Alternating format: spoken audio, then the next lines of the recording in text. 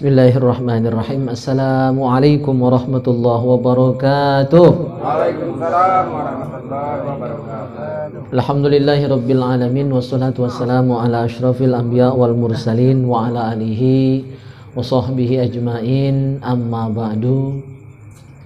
Ikhwani fillah rahimakumullah. Alhamdulillah kita bisa lanjutkan ta'lim kita ronde yang kedua malam Sabtu ini. Babak pertama tadi di Mushola Al-Mu'min, dan sekarang kita lanjutkan di rumah Pak Endi. Mudah-mudahan ta'lim kita ini senantiasa berkah dan sesuai dengan nama majelis kita, Mardatillah. Semoga semua kita adalah orang-orang yang berhak, layak dan pantas mendapatkan ridho dari Allah Subhanahu wa taala. Amin ya rabbal alamin. Salawat dan salam semoga senantiasa tercurahkan ke hariban junjungan kita Nabi Muhammad SAW serta keluarga, sahabat dan pengikut beliau.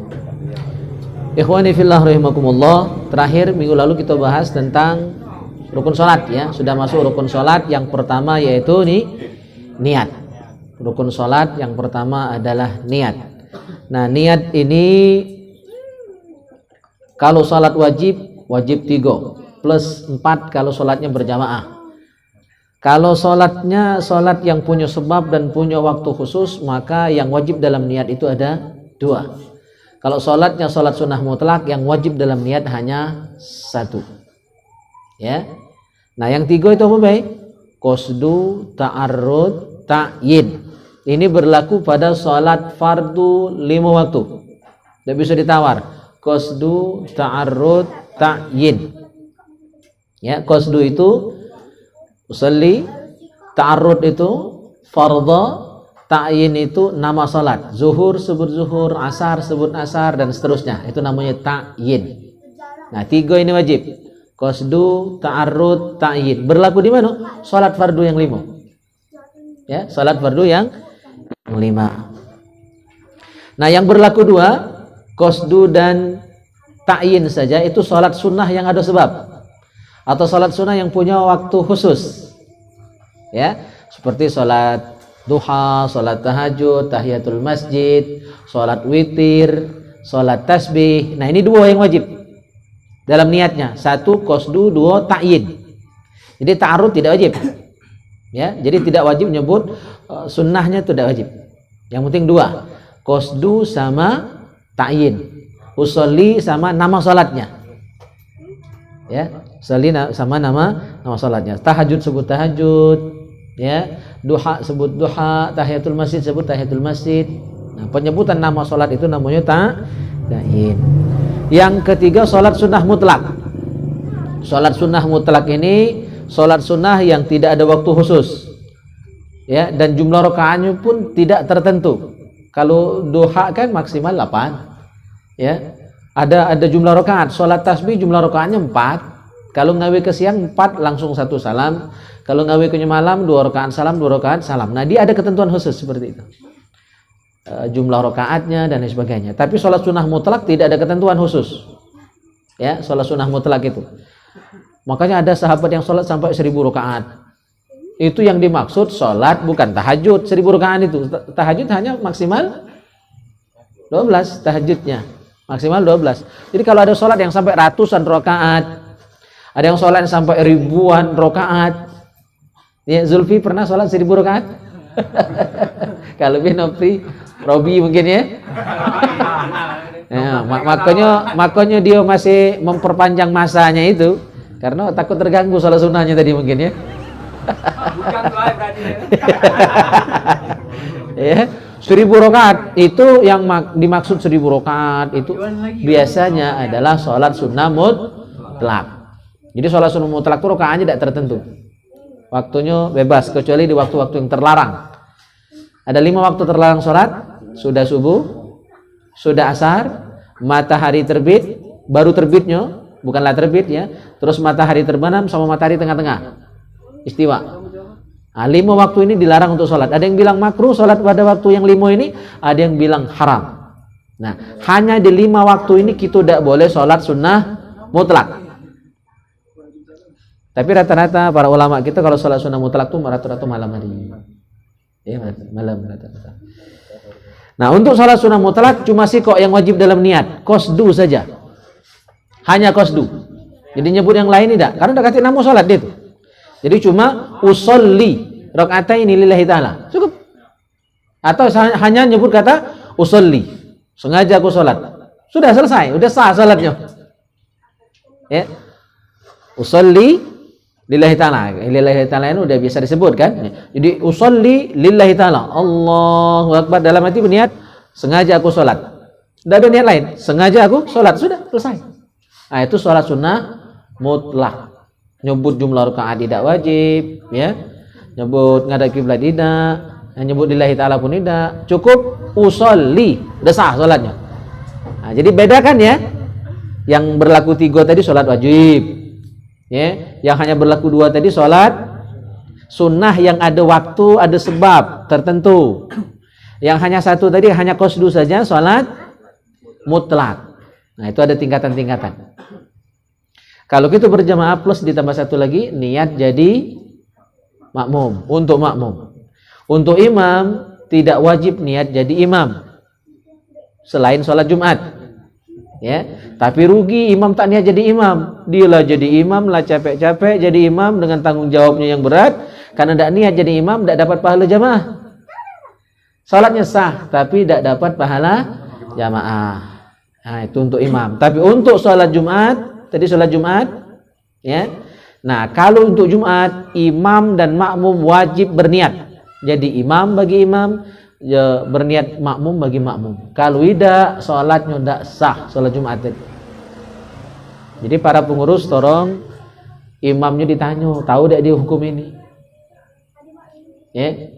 Belum tentu yang biasa jadi imam jadi khotib tahu hukum ini. Untuk kemaslahatan seluruh jamaah kita, pengurus wajib menertibkan petugas-petugas. Ya, ditanya. Sama satu lagi, kadang-kadang pengurus khotib, ya, kadang-kadang sebelum sholat itu ngelurus ke sop tuh panjang nih, lamunan celote sana celote sini, sehingga jedahnya terlalu lama antara turun khotib dengan takbiratul ihramnya imam. Kalau kepanjangan, ya, sholatnya bisa batal karena putus mualat. Nah, khotib yang itu tegur, jangan batalkan sholat orang lain, ya, karena antara turunnya khutbah itu, khutbah kedua dengan takbiratul ihram imam itu tidak boleh lebih dari 2 rakaat sholat sunnah. Artinya cuma 2 menit. Jadi kalau pacak jangan sampai 2 menit, semenit sudah selesai khutbah, imam lah takbir. Putus mualat. Nah, hukum ini banyak belum paham. Ada yang imamnya lamonian. Kalau selain sholat Jumat pergi, oke? Selain sholat Jumat tidak apa-apa. Tapi untuk sholat Jumat tidak boleh putus mualat antara kalimat-kalimat dalam khutbah, antara khutbah pertama dengan khutbah kedua, antara khutbah kedua dengan takbiratul ihramnya imam, jangan lebih dari 2 rakaat sholat sunnah kecepatan sedang, 2 menit, ya kan?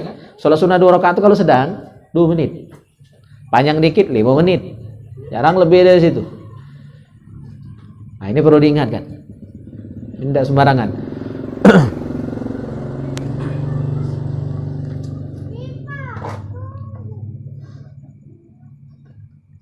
Oke, rukun sholat yang kedua, kita pakai 2 kitab ini, pakai kitab Safinatun Najah sama Al-Jawahir An-Nakiyah, karena di sini terlalu ringkas penjelasan rukun sholatnya, hanya poin-poinnya saja. Ya, jadi cuma disebut rukun sholat yang berapa itu? Kalau di sini 17, ya. Untuk penjelasan lebih panjang kita gunakan kitab Al-Jawahir An-Nakiyah. Rukun sholat yang kedua adalah takbiratul ihram. Yang pertama kan niat. Yang kedua takbiratul ihram. Takbir itu ada 2 dalam sholat. Ada takbiratul ihram, ada takbiratul intiqal. Takbiratul ihram itu takbir pertama, nak mulai sholat. Itu hukumnya wajib, rukun sholat. Nah, takbir selain itu, takbir nak ruku, nak sujud, nak duduk antara 2 sujud, ya, dan seterusnya. Takbir selain yang pertama itu namanya takbir intiqal, hukumnya sunat. Kalau dibaca dapat pahala sunnah, kalau ditinggalkan sholat tetap sah, tidak batal. Tapi kalau sengaja meninggalkan makruh. Arti makruh itu kalau digawekan sholatnya sah tapi tidak dapat pahala, kan rugi, ya, gitu. Nah, kita bahas rukun salat yang kedua takbiratul ihram. Ada beberapa ketentuan takbiratul ihram ini. Ada 15 syarat sah takbiratul ihram. Kalau niat tadi cuma 3, 4 ditambah niat jadi makmum. Untuk takbiratul ihram syaratnya ada 15. Banyak, Yang pertama, wa antakuna bil lughatil arabiyyah. Wajib takbiratul ihram berbahasa Arab. Ya, wajib takbiratul ihram pakai bahasa Arab. Allahu akbar. Nah, yang wajib pakai bahasa Arab ini bagi siapa? Lil qadir 'ala nutqi biha, bagi yang mampu mengucapkan kalimat bahasa Arab. Bagi yang tak mampu itu misalnya baru masuk Islam, ya kan? Atau memang tak pacak nian, ya, la Islam memang dari lahir, cuma ada yang mungkin tak pacak nak pakai bahasa Arab, tapi tak mungkin selamanya juga, ya kan? Apalagi kalimat takbir itu pendek, ya. Nah, kalau memang betul-betul tidak mampu, dipersilakan dia pakai terjemahannya, pakai bahasa selain bahasa Arab. Tapi bagi yang mampu, wajib menggunakan bahasa Arab. Syarat yang kedua, walabzul jalalah. Ya, takbiratul ihram itu menggunakan labzul jalalah. Labzul jalalah itu kalimat Allah. Itu labzul jalalah. Jadi harus pakai kata Allah. Walaupun Allah itu punya 99 asmaul husna. Tidak boleh Allah itu diganti dengan yang lain. Misalnya Ar-Rahmanu Akbar, Ar-Rahimu Akbar, Al-Karimu Akbar, Al-Jalilu Akbar, tidak boleh. Walaupun semuanya adalah asma Allah. Karena lafzul jalalah itu dia adalah intisari dari lafzul jalalah, ya, asmaul husna. Jadi dia bisa mewakili nama-nama Allah yang lain, tapi nama Allah yang lain tidak bisa menggantikan kedudukan lafaz Allah. Dia nomor 1, ya, dia intinya. Paham? Jadi tidak boleh ditambahi atau diganti dengan kalimat selain Allah, walaupun sama-sama nama Allah. Terus yang ketiga, syarat sahnya takbir adalah, itu tadi lupa yang pertamanya lewat. Iqa'uha ba'dal intisab fil fardi. Ya. Jadi mengucapkannya itu setelah berdiri betul. Jangan belum berdiri betul. Kadang-kadang ada yang telat misalnya. Ya, telat. Jadi oleh nak cepat dapat sholat jamaah tadi, jalannya bergegas sambil berjalan langsung takbir Allahu Akbar, tidak sah. Ya. Atau masih berisa, masih merapikan pakaian, ya, belum berdiri betul, masih sibuk gawe lain, langsung takbir, tidak sah. Jadi harus sudah posisinya betul-betul sudah tenang, sudah tumak nina, sudah berdiri betul, sudah berada di shaf baru mengucap takbir. Ya, itu. Berikutnya walabzul akbar, walabzul akbar. Ya, menggunakan kalimat akbar. Walaupun ada sinonim akbar, ini kan akbar ini maha besar. Ya, ada sinonimnya azam. Ya, tidak boleh diganti Allahu a'zam. Ya, tidak boleh. Harus Allahu akbar. Nah, tapi ada 2 versi dalam mazhab Syafi'i untuk akbar ini. Boleh pakai alif lam. Jadi tidak salah kalau pakai Allahul Akbar. Jadi akbarnya pakai alif lam, Al-Akbar. Allahul Akbar. Itu benar. Ya, dalam mazhab Syafi'i boleh.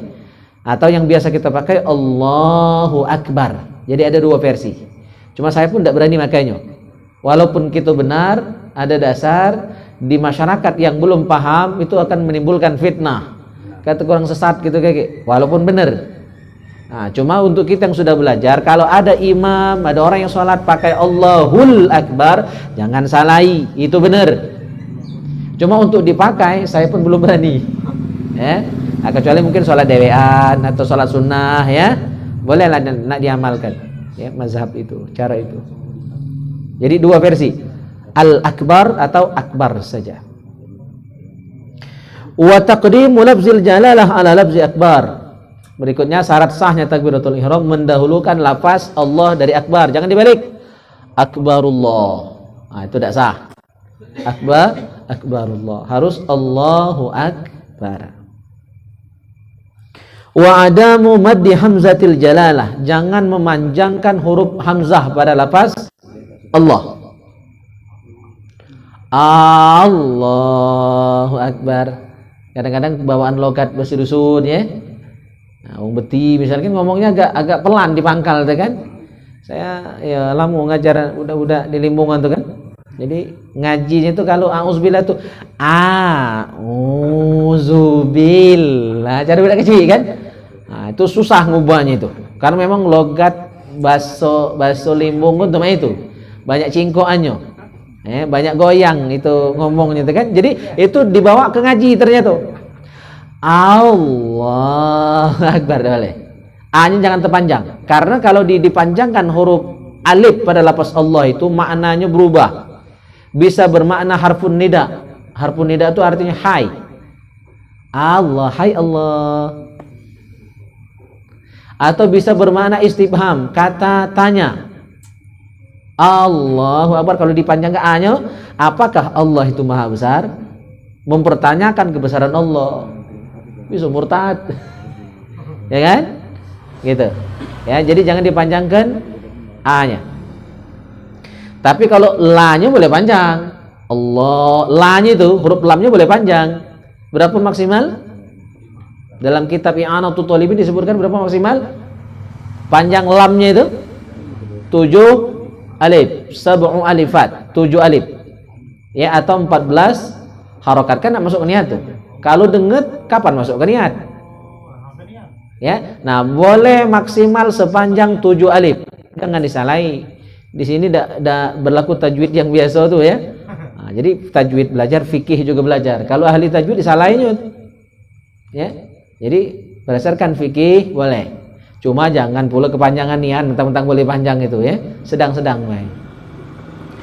Tapi jangan disalahi yang lebih dari 2 harokat. Ini kadang-kadang nak ngepas dengan Allah tuh katanya 2 harokat, tidak boleh lebih salah. Itu tajwid, ini fikih.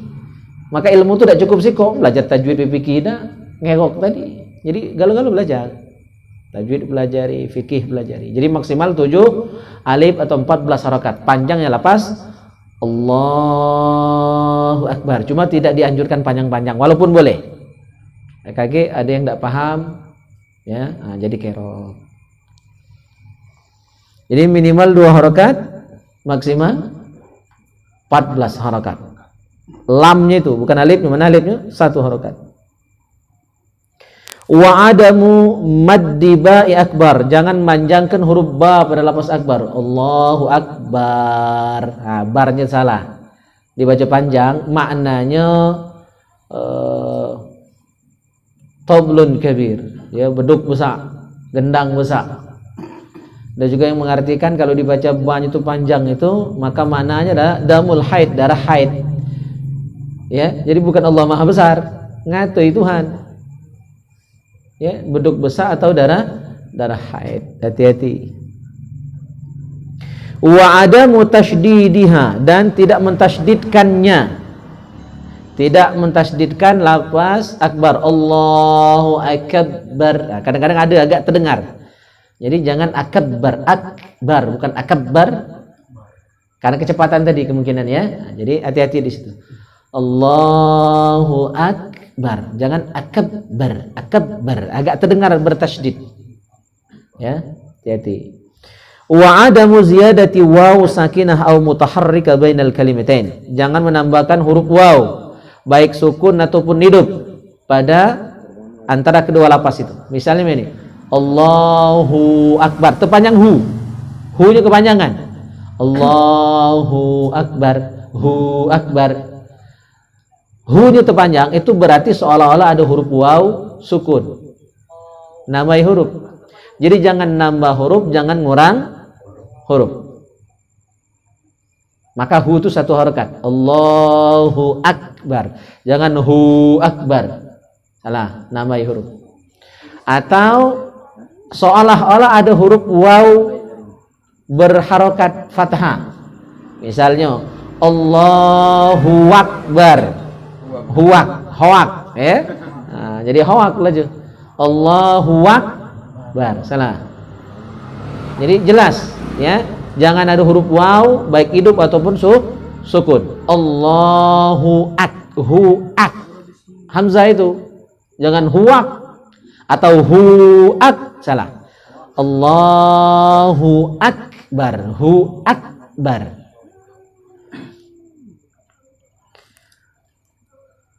Wa adamu ziyadati waw qabla lafzil jalalah. Jangan nambah huruf waw di depan lafaz Allah. Wallahu akbar. Nah, disamakan dengan wallahu a'lam, ya kan? Wallahu a'lam. Nah, ditambahi waw pula. Wallahu akbar. Salah. Ya iya. Nah, dah boleh ditambahi. Pokoknya turut yang sudah diajari, jangan nambah, jangan ngurang. Jangan ngubah-ngubah. Ya. Wa ada mufasil tawil bainal kalimatain, jangan jedahnya kepanjangan. Allahu akbar, nah, kepanjangan jedahnya. Itu tak kati jedah di situ, senafas. Allahu akbar. Jangan ada faslun tawil. Jangan ada jedah pemisah yang kelamun antara kalimat Allah dan akbar. Wa ayyasma'a nafsuhu jami'a hurufiha in kana sahihas sam'i wala mani'a kalaghtin. Nah, ini yang mungkin banyak lalai. Ya. Jadi jangan sampai kita yang mengucap takbir kita pun tak terdengar. Jadi takbir dalam hati. Mulutnya rapat. Katik suara sedikit pun. Bibir tak terbuka, tak bergerak lidahnya, Jadi tidak ada suara walaupun sedikit. Itu takbir tidak sah. Karena rukun sholat itu 3. Qauli, fi'li, qalbi. Qauli itu ucapan. Yang namanya ucapan harus terdengar. Berbisik lagi terdengar, apalagi ucapan. Perbuatan harus dilakukan. Berdiri harus berdiri. Tidak boleh berdiri setengah-setengah berdiri, jongkok-jongkok. Tidak boleh. Harus betul-betul berdiri. Ya, duduk harus betul-betul duduk. Sujud harus betul-betul sujud. Itu rukun fi'li. Sama yang terakhir rukun qalbi, dalam hati. Ya, yang dalam hati itu cuma 2. Niat sama tertib. Takbir bukan rukun qalbi. Ya, yang rukun qalbi ini niat. Takbir itu rukun qauli, berarti harus terucap. Ya, minimal terdengar oleh diri kita sendiri. Harus ada gerak bibir lidah.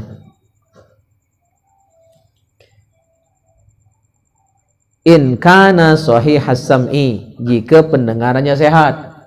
Pendengarannya waras. Kalau pekak dimaklumi. Ya, mau pekak kan tak dengar. Nah, biasanya mau pekak tu baru dengar kalau dia dikatai. Kalau diajari tak dengar. Ya. Ini kita cerita sama dia kan. Wah, yai ini ya. Ha, aja kan? Nah, pas kita katai, ai pekak kamu ni. Ai kau katai ya. Jadi biasanya itu waras ketika dikatai. Ya, pas nasihat tak dengar dia. Bolot ya, bolot itu cak-cak be kan. Wala mani'a. Ya, dan tidak ada penghalang pendengarannya. Misalnya kalau kita ribut-ribut ya kan. Nah, itu wajar kalau tidak terdengar. Wa dukhulul waqti li takbiratil faraid wan nafli al muakkad wan nafli alladhi lahu sabab. Dan sudah masuk waktu. Jangan takbir waktu sholat belum tiba. Ya tak sah sembahyangnya. Jadi takbiratul ihram gitu itu yakin setelah waktu sholat masuk. Ya, karena sholat itu dimulai dari takbir. Ya, kalau takbirnya sebelum azan, ya maka itu sholatnya tidak sah. Yakin dulu masuk waktu. Wa ta'khiruha an takbiratul imam fi haqqil muqtadi. Nah, untuk kita makmum, takbir kita nyusul belakangan setelah sempurna takbiratul ihramnya imam. Imam la Allahu akbar, la bersedekap, baru kita makmum takbir. Jangan imam Allah, kita la Allah mulu. Ya. Gantung imam tu belum sah, berarti ngikuti orang yang belum sah, ya tidak sah. Ya, gitu. Wa iqa'uha hala istiqbalil qiblah. Nah, mengucapkan takbir tadi ketika posisi kita sudah pas, sudah betul-betul, sudah benar-benar menghadap kiblat. Jadi bukan lagi masih ancang-ancang, masih noleh kiri kanan, masih menari baju. Jadi udah siap betul, udah berdiri betul, sudah posisi menghadap ke arah kiblat, baru mengucap takbir. Ya. Oke, nah itu yang wajib dalam takbiratul ihram. Ada 15. rukun takbir, ya, hal-hal yang wajib dalam takbiratul ihram. Sebelum kita lanjut ada nak ditakon enggak?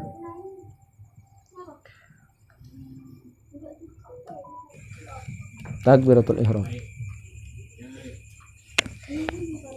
Apa nanya belakang? Ada yang tanya?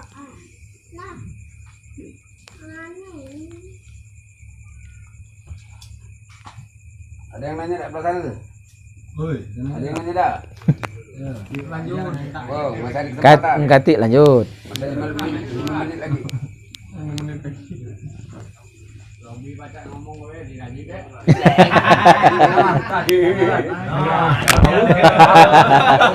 Nah dipanasi dulu ya.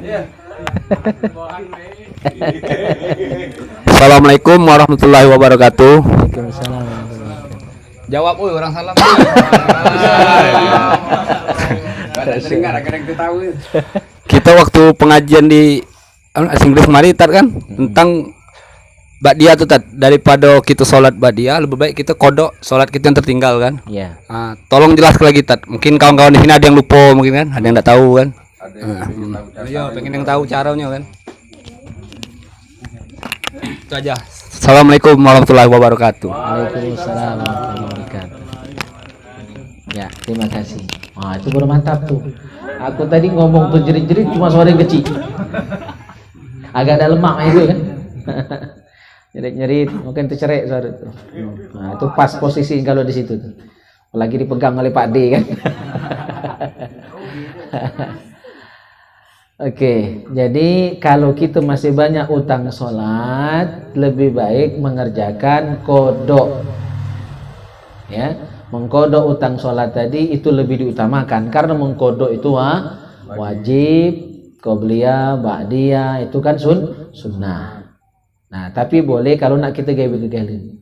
Misalnya ya, jadi sholat yang adaan, yang memang sesuai waktunya kita kerjakan. Pokoknya sejak taubat ini berjanji, bertekad kita tidak akan berani lagi meninggalkan sholat walaupun satu waktu. Jadi dijaga betul dari sekarang dan ke depannya. Jangan tinggal kecuali memang uzur.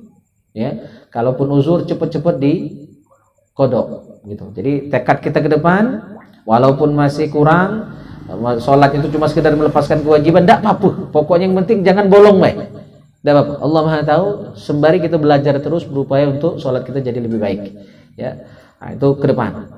Terus, ya tentu kita masuk masjid. Ya, ada adabnya sholat sunnah tahiyatul masjid. Ya kan? Sebelum wajib juga ada qobliyah, ada ba'diyah. Nah itu digawekan juga boleh. Sambil tetap yang sholat kodok tadi dibayar. Nah, jadi kalau tiga-tiga ini dikerjakan, sholat adaan, sholat kodokan, sama sunnah-sunnah yang kita gawekan boleh.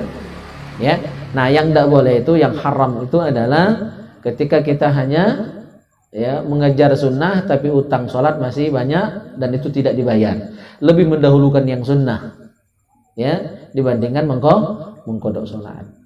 Karena kata ulama haram mengerjakan ibadah sunnah sementara kodok belum dibayar, utang belum dilunasi.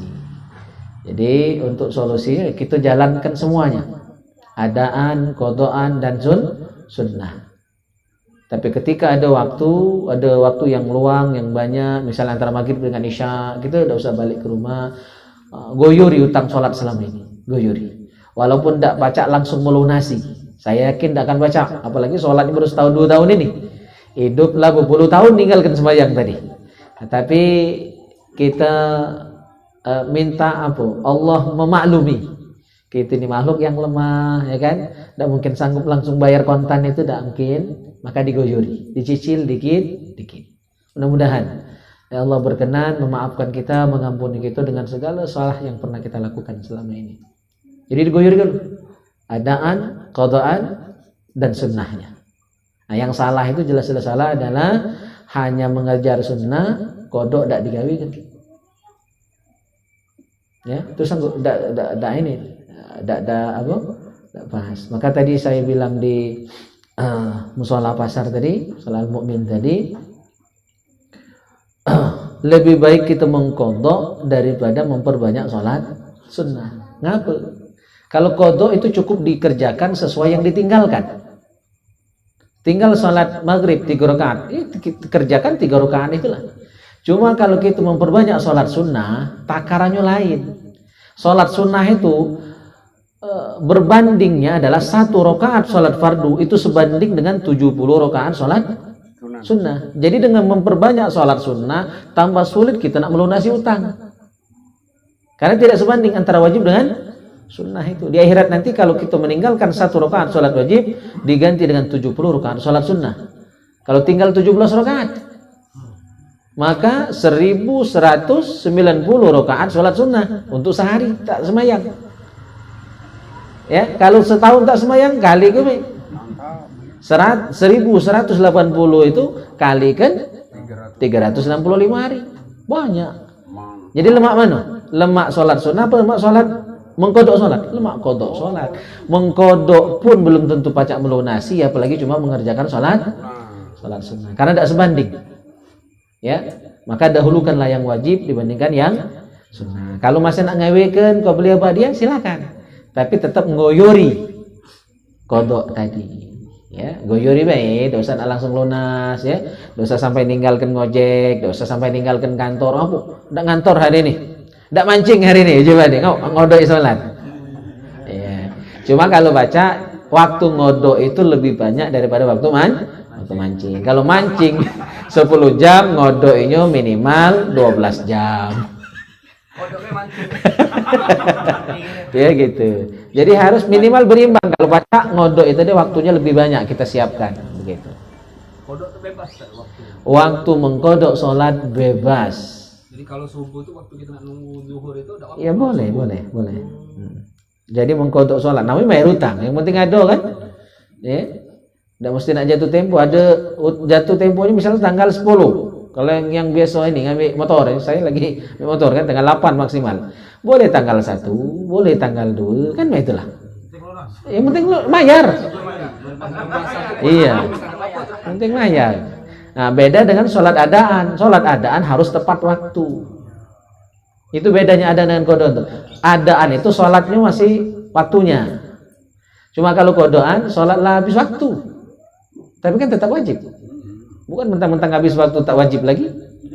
Laju kesiangan terus uang sholat subuh. Ya. Kalau lah kesiangan berarti tidak wajib lagi sholat subuh. Lemak nian. Tetap wajib, cuma jatahnya beda. Bukan lagi adaan tapi qadaan. Gitu. Tep, ya. Tadi misalkan kita sudah masuk masjid, sholat tahiyatan, kemudian kita kerjakan kodo maghrib, ya. Nah, habis kodo maghrib, kaget tuh waktu maghrib kita kodo isya, nah itu. Boleh. Habis sholat maghrib kan, kita tidak lagi sholat qobliyah ba'diyah maghrib tidak lagi. Iya boleh. Langsung isya. Boleh ya? Boleh. Itu dulu. Karena banyak utang tadi kan? Banyak utang. Itu bigan ini. Datang ke rumah. Itu tenang pasar, petani salah tanya kakek. Iya. Jadi ibaratnya itu lunasi utang dulu baru ngambil barang baru. Ini ngambil barang baru terus utang masih banyak. Ngambil tadi di tetangga sebelah belum kan? Ada 2 warung. Si kok ini utang masih banyak, ya. Si kok ini warung sebelah ini ngambil barang baru terus. Diawasi oleh yang sebelah tadi. Belum lunas utang dengan aku tadi. Caknya Bobo Haji belanja itu kan. Jadi tersinggung. Kira-kira itu. Oke, lanjut. Ada pertanyaan? Kalau tidak kita lanjut. Jadi yang wajib tadi 15 dalam takbir. Untuk takbir lebih banyak pengaruhnya. Ya, oke. Sekarang yang sunnah dalam takbir. Yang sunnah dalam takbiratul ihram itu dan juga takbir-takbir yang lain sunnahnya adalah raf'ul yadain ma'abtida'i takbiratul ihram. Ngangkat tangan waktu takbir dan bersamaan antara ngangkat dengan ucapan Allah. Jadi berangan ngangkat itu dengan ucapan serempak, serasi, seia sekata. Ya, 3 yang harus barengan itu. Jadi tangan kita ngangkat, mulut kita berucap, hati benih. Nah 3 itu harus kompak. Kompak ya 3-3-nya. Kalau enggak, sholatnya masih masalah. Ya. Jadi ngangkat tangan itu hukumnya sunnah. Nah, posisi ngangkat tangan bi an tuhadhiya atrafu asabihi a'la udhunaihi wa ibhamahu syahmata uzunaihi wa kafahu mankibaihi. Nah, posisi tangan gitu, jempol itu di bawah, posisinya sejajar atau berada di bawah telinga bagian bawah nih, yang kecil ini. Nah, yang tempat anting-anting pada perempuan. Ya. Untuk jari selain jempol itu berada di atas telinga, di atas telinga bagian atas. Jadi seolah-olah jari kita ini ngapit telinga. Tapi bukan berarti harus ditempelkan, enggak. Ini jaraknya itu sejajar, tingginya sejajar, serataan dengan telinga. Jempol dengan telinga bawah, jari lain sejajar dengan telinga bagian atas. Telapak tangan yang dimulai dari pergelangan tangan sejajar dengan bahu. Nah ini, ya, pergelangan tangan kita, telapak tangan kita sejajar dengan bahu. Kira-kira inilah. Tidak mesti harus nempel juga tidak masalah. Cuma tidak harus nempel. Ada yang bilang wajib nempel kan, tak nempel tak sah. Tidak juga mah itu. Ini kok hukumnya sunnah, masa sunnah membatalkan? Yang namanya sunnah itu tidak membatalkan ibadah. Yang membatalkan itu rukun kalau tak digawikan dengan sempurna. Nah, maka kita perlu bisa membedakan mana rukun, mana sunnah. Yang rukun tuh, yang wajib tadi yang 15 tadi nah, dalam takbir. Yang sekarang kita bahas sunnah. Arti sunnah itu kalau tidak dilakukan dengan sempurna, sholat tetap sah. Hanya makruh saja. Tidak sampai batal. Jadi kalau ngomong harus nempel, tak nempel batal, itu berlebihan. Ya, gitu. Terus ma'a ja'li batnil kaffain ilal qiblah. Ya, wa imalatu atrafi asabi'ihima qalilan ilaiha. Nah, telapak tangan kita lurus ngadap ke depan, diarahkan ke kiblat. Jadi tidak ada miring main ini, ada yang takbir kadang main. Ya. Ya. Jadi lurus ngadap kiblat. Telapak tangan bagian dalam ngadap kiblat. Ya. Terus agak condong dikit. Jadi tidak derata nih, agak condong dikit. Itu. Tapi ini ada dua versi, ya. Boleh tegak lurus, telapak tangannya boleh agak miring dikit. Tapi jangan miring nian. Batum ini ya. Nah, tidak. Jadi agak miring dikit be atau rata. Nah, dua versi itu. Jadi tidak benar kalau main. Atau ini. Ya, atau ini kan. Jadi hanya gitu. Sejajar dengan bahu, jari sejajar dengan telinga. Ngadap kiblat, terus boleh miring dikit, boleh rata. Jari tidak terlalu rapat, tidak juga terlalu renggang, biasa baik. Standar. Tidak rapatnya, tidak kejarangan. Tidak juga menggenggam. Ya. Itu sunnah. Semua itu adalah hukumnya sunnah. Wa yantahir raf'u ma'a akhir takbir. Nah, takbir tadi berakhir dengan ya, posisi kita sudah bersedekap. Jadi serasi antara mulai sampai berakhirnya. Allahu Akbar. Berakhirnya dengan bersedekap. Jadi serasi antara mulai dan selesainya. Jelas sampai di situ menghajar? Yai? Kalau Yai ini lebih pakam dari kita, beliau ini tawaduk baik. Lebih pakam. Berikutnya yang sunnah. Ini yang sunnah sudah kita bahas ya. Wa ayyajaharul imam bitakbiratul ihram wa bitakbiril intiqal. Untuk imam sunnah takbirnya dijaharkan. Baik sholatnya jahar ataupun sir. 5 waktu itu kalau imam seluruh takbirnya jahar. Ya, untuk imam seluruh takbirnya dijaharkan, baik takbiratul ihram maupun takbiratul intiqal. Ya. Pada seluruh salat kalau jadi imam. Ya, pada seluruh salat jahar. Makna jahar itu terdengar kita dan orang lain, itu arti jahar. Kalau kita dewek lagi tidak dengar, itu sir pun bukan. Ya, jadi bacaan salat itu ada dua. Ada jahar, ada sir. Nah, definisi kita harus paham dulu. Jahar itu artinya kita mendengar, orang lain pun mendengar. Minimal wong kiri kanan dengar itu jahar. Atau bagi imam, makmum shaf pertama terdengar itu sudah dianggap jahar.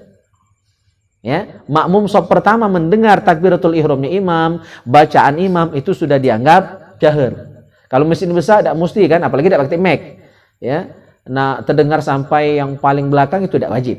Minimal shaf pertama itu sudah dianggap jahar. Tapi bagus kalau sampai menjangkau seluruh jamaah. Ya, makanya kita terbantukan saat ini dengan mikrofon. Tidak perlu nak jerit-jeritnya imam tuh kan. Karena ketika imam suara yang terlalu keras itu akan mengurangi konsentrasi, akan mengurangi khusyuan. Macam terjerit-jerit itu udah khusyuk. Ya, jadi bacaan sholat yang paling bagus lembut. Ya, maka kita tetap bisa lembut suaranya tapi terdengar kemana-mana itu pakai mikrofon. Jadi tidak mesti harus jerit-jerit. Pening palak macam kuat itu. Sehingga khusyuknya hilang. Ya, pening palak. Nah, itu kalau yang saya alami, saya pribadi. Jadi baca lembut tapi terdengar. Nah, bagus alhamdulillah pakai teknologi. Walaupun teknologi ini buat orang kafir, ya boleh tak gitu makai? Boleh. Ya. Ada yang resek nian ya. Baliklah kau ke zaman batu itu kan, enggak usah pakai mic. Tentang buat orang kafir. Ini kan masalah muamalah. Ya, enggak kaitannya dengan agama.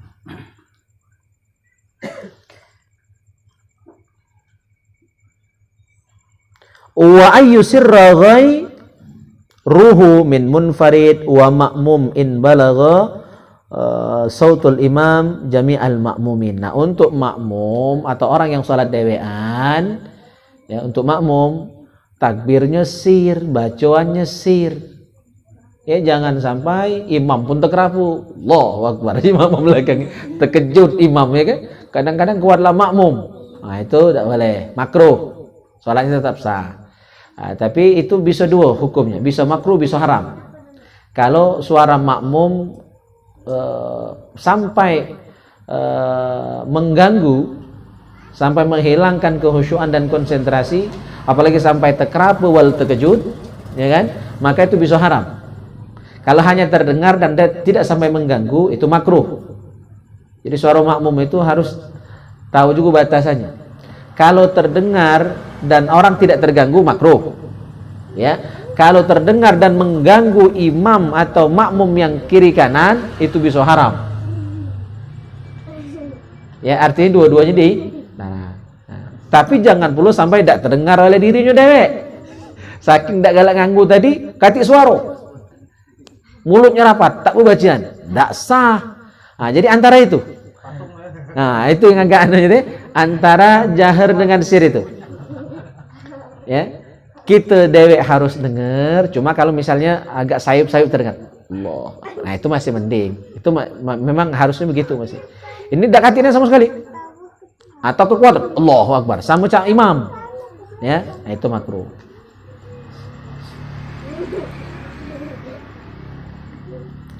Wa wad'u batni kaffil yadi al-yumna ala zahril yadi al-yusra, yaitu bersedekap, ya, tangan kanan di atas tangan kiri. Baik, habis masalah takbiratul ihram, rukun salat yang kedua. Ada pertanyaan sampai di sini? Ini ya. Yang aku dengar di masjid kami itu, kalau dia qomat kode qomati sholat itu benar. Kode ko. Nah, kode ko. Iya. Iya, itu kol-kolanya ketebalan. Kol-kola itu kan ada 3 macam. Ada super tebal, ada sedang tebalnya, ada yang tebalnya standar biasa ya. Jadi ada kol-kola kubro, wusto dan sughra. Ya. Nah, kalau huruf kol-kolanya itu di tengah kalimat, maka dia kol-kola sughra. Ya kan? Kalau huruf kol-kolanya di akhir kalimat tanpa tasydid, namanya kol-kola wusto, sedang. Jadi kalau dia di tengah kata itu kecil. Jadi cukup qad qamati shalah, qad qamati shalah. Tidak perlu sampai qad qamati shalah. Itu ketebalan, salah posisi, salah tempat. Ya. Jadi dia termasuk qalqalah surah, kecil. Kalau di ujung qul huwallahu ahad. Nah, itu sedang, wusta. Huruf qalqalahnya di akhir dan tak pakai tasydid. Itu namanya sedang, wusta qalqalahnya. lebih tebal dari yang pertama tadi. Qad qamatis shalah, qad qamatis shalah itu sedang, itu kecil. Yang qul huwallahu ahad itu tebal, tebalnya sedang. Nah, ada yang kubro paling besar, huruf qalqalanya di akhir dan ada tasydid, maka qalqalanya kubro tebal. Bil haqq, ditahan dikit baru mantol. Bil haqq, tabbat yada abi lahabin wa tab, tahan dulu baru. Jadi ada 3 macam qalqalah. Nah, kalau yang qad qamatis shalah itu sugro, qalqalah kecil. Ya, tidak boleh ketebalan. Jadi berlebihan. Kelebihan. Ya. Ya. Assalamualaikum warahmatullahi wabarakatuh. Waalaikumsalam warahmatullahi wabarakatuh. Ini Tat, saya ingin bertanya tentang sedekap Tat. Ini pengalaman saja. Saya pernah lihat seseorang sholat sunnah, tapi sedekapnya kanan dulu, tidak kiri dulu. Gimana Tat? Ya.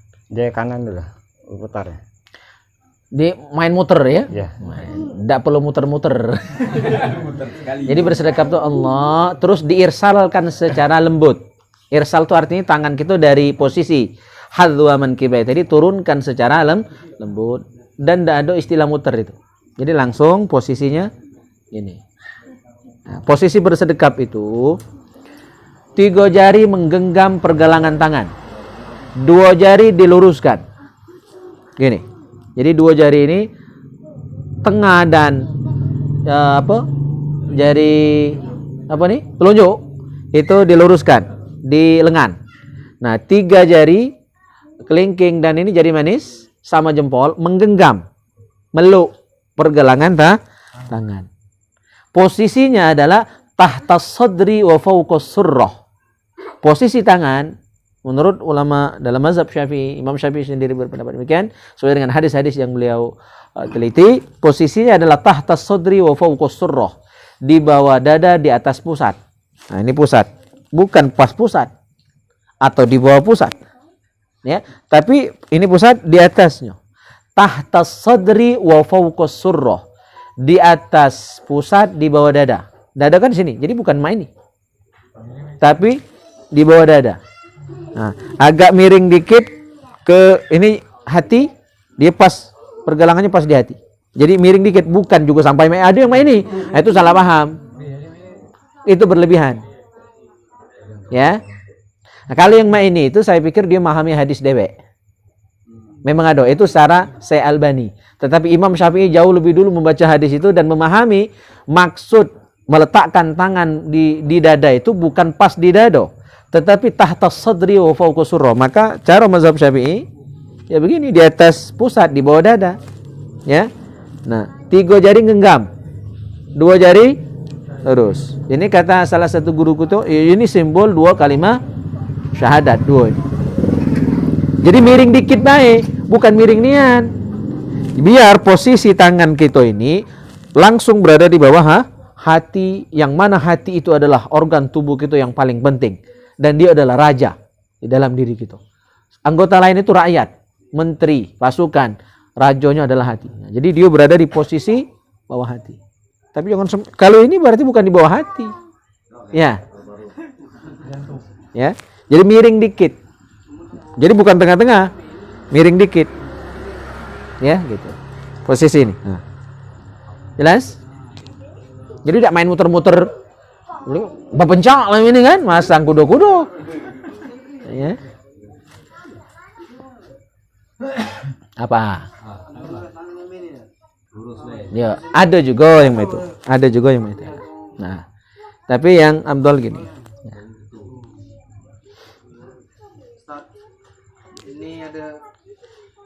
Ini ada pertanyaan dari jamaah online, ada 3 pertanyaan Tat. Yaitu 2 pertanyaan dari saudara Yudi Firmansyah dan 1 lagi dari Fahrul Razi bin Fatah. Pertanyaan pertama dari saudara Yudi Firmansyah, boleh tidak tidur sudah subuh karena malam melaksanakan sholat tahajud? Kedua, posisi bersedekap itu ada berapa cara? Lanjut ke pertanyaan yang Fahrul Razi tadi tentang haji, umroh atau haji. Kalau tidak bisa baca Al-Quran, apakah mendapatkan umroh atau haji yang baik? Sekian Tat. Iya. Bersedekap. Ya. Jadi bersedekap itu kalau mazhab Syafi'i cuma satu itu. Ya, jadi yang ini nih cara si Albani. Karena dia memahami hadis sendiri. Kalau cara mazhab yang tadi tahta sadri wa fawqa surrah. Ya. Nah, ini si Albani dengan kitab salat cara nabinya ya begini.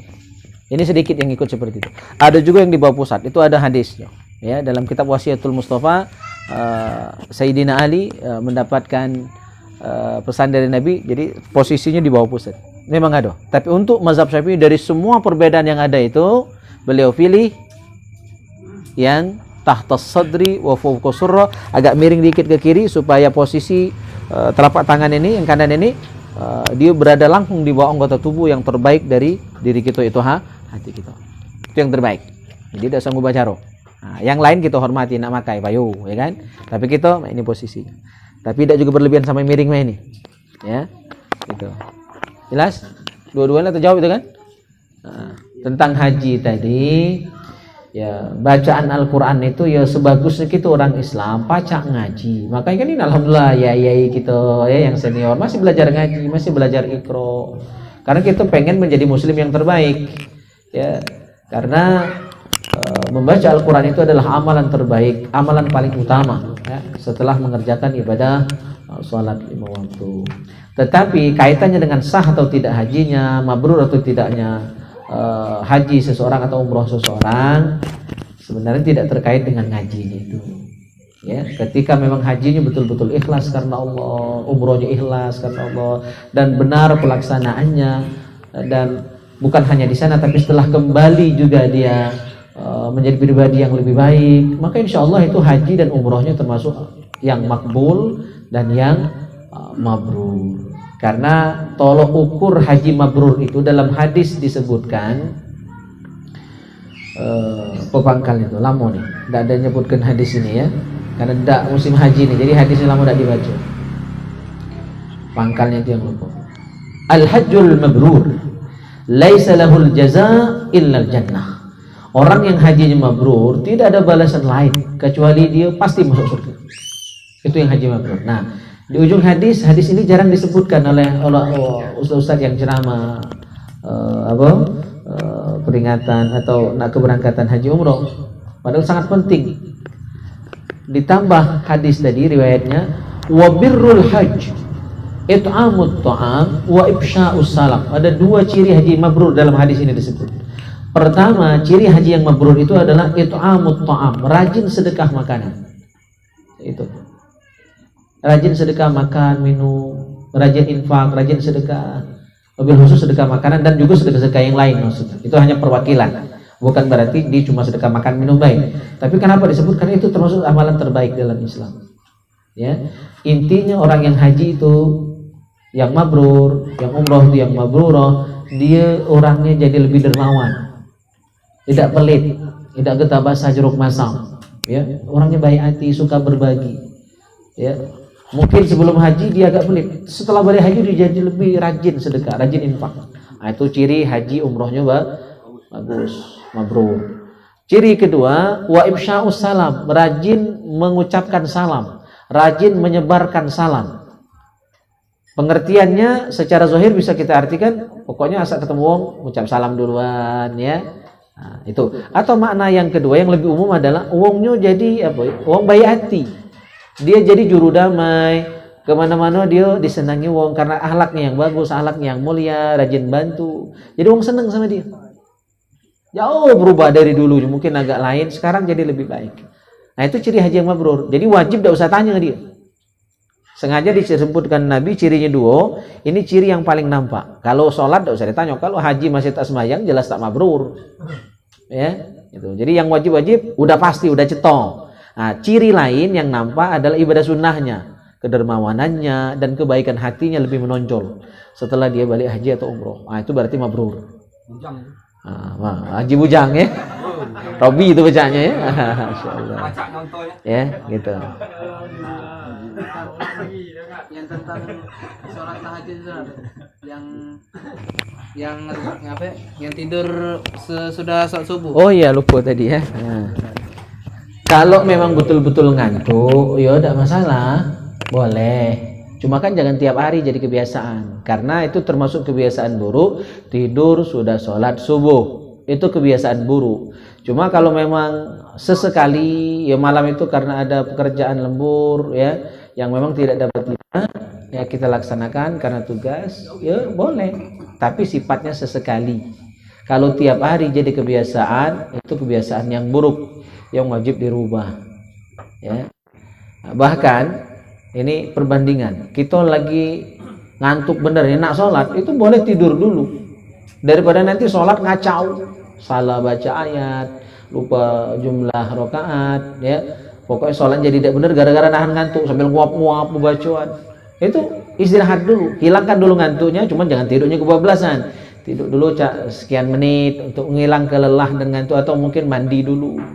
Jadi jangan memaksakan diri lagi capek-capek, ya, lagi ngantuk berat, lagi perut lapar langsung nak sholat. Ya, ada toleransi di situ. Perut kita lagi laparnya nih. Jam sholat sudah tiba, makanan sudah dihidangkan. Ya kan? Kita kalau tak makan jadi kebayang-bayang nih, perut keroncongan. Makan dulu saat itu.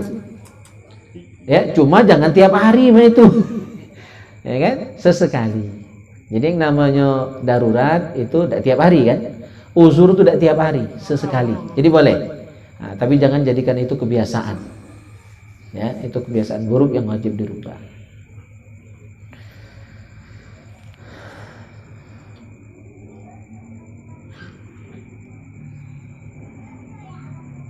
Oke, saya ada.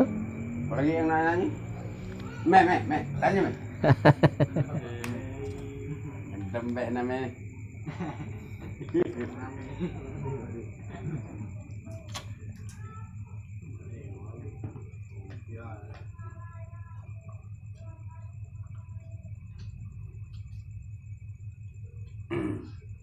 Anu tadi kita nak ngerjakan sholat tahajud, ya tak?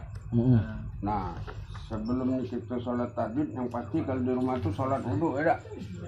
Setelah habis sholat wudu, itu kalau nak ngerjakan sholat taubat atau sholat tahajud, apa dah anu boleh kalau kita kodo dulu, maksud kodo dulu baru kita ngerjakan sholat tahajud atau saat tahajud dulu. Nah, itu. Ya, jadi urutannya ya. Ya, urutannya. Jadi kalau kita sudah wudhu, boleh sholat sunnah wudhu. Karena sholat sunnah wudhu itu seharusnya langsung sudah wudhu, langsung sholat sunnah. Kalau sholat yang lain baru sholat sunnah wudhu tidak sah. Karena waktunya sudah habis kalau dikelangi oleh sholat yang lain. Sama seperti tahiyatul masjid. Kita mau sholat tahiyatul masjid, tapi sudah duduk. Berkelakar pula duduk tadi, habis rokok sebungkus. Nah, itu habis waktu untuk sholat tahiyatul masjid. Atau lah ngabisi buah sepiring, ya kan? Ngabisi teh seteko. Jadi sudah habis waktunya. Nah, jadi biar dapat fadilahnya kalau sudah wudhu, langsung sholat sunnah wudhu. Ini kan gitu. Nah, jadi urutannya sunnah wudhu. Terus kalau kita ke masjid, ya sholat tahiyatul masjid. Nah, sudah itu silakan sholat yang lain urutannya gitu. Atau kodok dulu. Ya, kodok dulu. Kalau di rumah tuh perlu sholat sunnah wudhu kan? Iya, sholat sunnah wudhu justru di rumah sebenarnya. Kalau kita lagi di masjid, langsung tahiyatul masjid. Kalau misalnya di rumah tidak lagi sholat sunnah wudhu, kita sholat yang langsung ke sholat tahajud, apa itu? Ya, jadi dua sholat ini, sunnah wudhu sama tahiyatul masjid, ini namanya sholat sunnah ghair maksudah. Sholat sunnah ghair maksudah. Dalam kitab Fathul Mu'in disebutkan demikian. Kesarahnya yang itu talibin. Nah, sholat sunnah ghair maksudah ini dia bisa dicakup, bisa diwakili oleh sholat yang lain. Misal begitu kita datang, tidak sempat tahiyatul masjid, langsung meluk sholat wajib karena sudah di kumandangan iqamah, maka langsung saja sholat wajib, jangan maksudkan tahiyatul masjid. Tahiyatul masjid kita tadi sudah lepas, sunnahnya sudah dapat, sudah include, sudah masuk, tergabung dalam sholat wajib tadi, sudah dapat, sudah lepas, ya, gitu. Nah, makanya dia disebut dengan sholat sunnah ghair maksudah. Dan tidak boleh lagi dikerjakan. Misalnya sudah sholat wajib tadi, kita pengen aku tadi masuk tahiyatul masjid lagi misalnya. Pengen tahiyatul masjid, sudah sholat wajib, tidak sah. Karena dia sudah selesai, sudah habis masanya, dan juga sudah include, sudah masuk, sudah tergabung. Pahalanya sudah dapat. Itu maksud sunnah ghair maksudah itu. Walaupun tidak digawikan, dia sudah dihitung, gitu nah. Ya, gitu. Sudah dihitung. Jelas ya? Nah. Cuma kalau ada waktu, ya di rumah. Kalau nak ngawikan sunnah wudu itu di rumah. Sudah wudu, langsung sholat sunnah wudu, baru berangkat ke masjid. Pas datang ke masjid, sholat tahiyatul masjid. Kalau waktunya luang, lapang. Kalau waktu yang sempit, saya tidak cukup kalau nak tahiyatul masjid. Ya, paling bisa cuma dapat qobliyah. Nah, kalau dua pilihan ini antara tahiyatul masjid dengan qobliyah, yang mana yang dipilih? Lebih baik pilih qobliyah. Ngapo? Karena tahiyatul masjid ghair maksudah. Dia bisa masuk ke dalam qobliyah tahiyatul masjid tadi. Tapi kalau kita mengerjakan tahiyatul masjid, maka qobliyahnya belum lepas. Ya, paham ya? Kalau kita ngawikan tahiyatul masjid, qobliyah belum kita gawikan. Kalau kita ngawikan qobliyah, maka tidak perlu lagi tahiyatul masjid karena sudah include dalam qobliyah tadi. Jelas? Kalau tidak baca galo-galo, ya tahiyatul masjid tidak sempat, qobliyah tidak sempat karena sudah qomat, ya langsung miluk yang wajib. Maka dua tadi, tahiyatul masjid dan qobliyah, ya sudah dapat pahalanya, sudah masuk di dalam sholat yang wajib tadi. Nah, tetapi khusus qobliyah boleh dipending pelaksanaannya. Misalnya kita datang sudah qomat, tentu tidak baca qobliyah kan? Maka qobliyah kita dipending nanti. Setelah sholat wajib kita kerjakan qobliyah yang tertunda. Namanya takhirur rawatib. Ya, boleh. Jadi ba'diyah qobliyahnya diakhirkan karena waktunya yang tidak memungkinkan. Tapi biasanya kita ini kalau lewat ada ya. Lantak lah, sudah juga. Cuma boleh qobliyah dipending namanya. Tapi jangan tiap hari. Itu hanya solusi ketika kita memang datangnya telat. Ya, karena sesuatu dan lain hal. Kalau sengaja nian, itu jadi masalah juga. Yang namanya darurat itu tidak tiap hari. Izin itu tidak tiap hari. Uzur itu tidak tiap hari. Tiap hari bukan uzur, hobi. Hobi telat. Ya, gitu. Nanti kalau sholat tahajud malam, lebih baik sholat wudu dulu baru sholat tahajud. Iya. Kalau nak pakai langsung tahajud juga boleh. Biasa sholat malam tak? Iya. Minta apa bi? Minta bini ya. Minta bini. Ini galak sholat hajat dari jodoh. Oke. Masih ada pertanyaan? Cukup? Ada hujan jangan? Jadilah Kati Mang Wahab di ujung sana. Mana Mang? Ya, kalau kati pertanyaan kita cukupkan. Oke ya. Jangan lama-lama belajar itu. 2 jam 3 jam jadilah kan. Baik, ini saja kita akhiri cawisan kita dengan doa kafaratul majlis. Subhanakallahumma bihamdika asyhadu an la ilaha illa anta astaghfiruka wa atubu ilaik. Bismillahirrahmanirrahim. Alhamdulillahirabbil alamin. Allahumma salli wa sallim ala sayyidina Muhammadin wa ala ali sayyidina Muhammad. Allahumma ja'al jam'ana hadha jam'an marhuma wa tafarruqana min ba'dihi tafarruqan ma'suma. Allahumma ja'al anfusan tayyibatan mutma'innah طائعة حافظة تؤمن بلقائك وتقنع بعطائك وترضى بقضائك وتخشاك حق خشيتك ولا حول ولا قوة إلا بالله العلي العظيم. ربنا آتنا في الدنيا حسنة وفي الآخرة حسنة وقنا عذاب النار. صلى الله على خير خلقه محمد وعلى آله وصحبه أجمعين والحمد لله رب العالمين. تقبل الله منكم.